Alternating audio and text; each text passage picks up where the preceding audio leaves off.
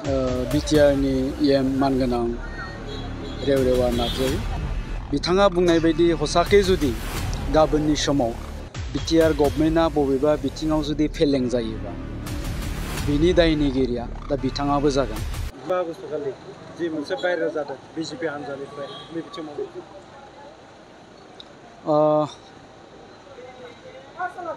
बिथां जोंनि दानि बिटिआरनि EM मानगोनां रेवरेवा नार्जारी दा बिथां सारखौ आङो पार्सनेलि खोब मोजां मोनो आरो मानबो होयो आरो बिथाङाबो आंखौ मोजां मोनो अनो।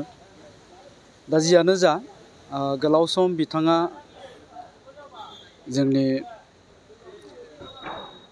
जातीय संगठनाव थानानै माहारियारि आफादाव थानानै बर' हारि आरो समाजनि थाखाय गोबां खामानि मावबोबाय थादों। हारियाव आरो समाजाव बिथाङा गोबां बिहोमा होदों।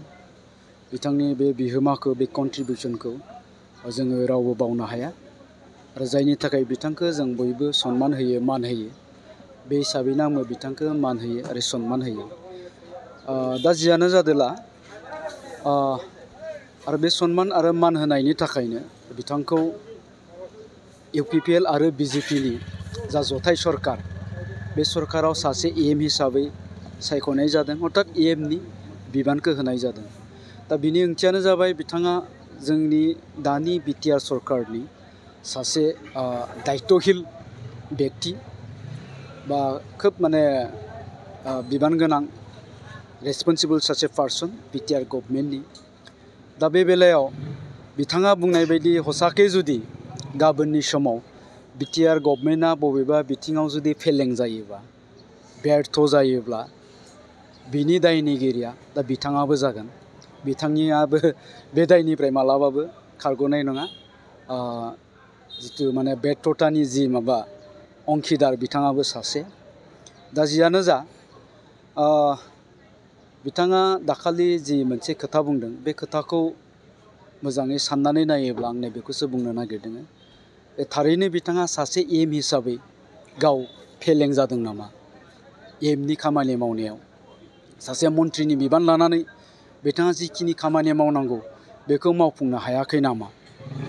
आरो जायनि थाखाय बे दायनिफ्राय बारग'नांगौनि थाखाय बिथाङा गुबुननो दायखौ जाबसिनदों नामा? बे मोनसे सोंथिया सिखारो। मानोना बिथाङा सासे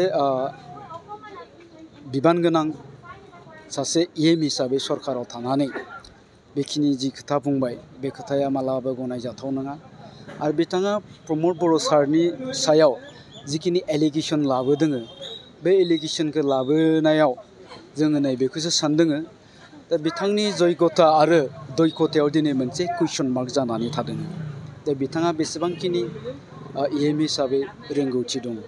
दा जियानो जा जोङो नैबेखौनो बुंगोन बिथाङा जिहेतु सासे दायित्व गोनां must responsible person of BTR government बे हिसाबै बिथांनि खुगानिफ्राय बेखिनि खोथा ओंखारनाया जोंनि बयनिबो थाखाय दुर्भाग्यजनक।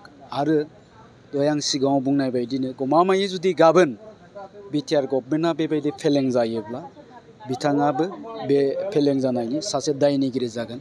बिथाङाबो बेनि दायनिफ्राय मालाबाबो खारग'नो हानाय नङा।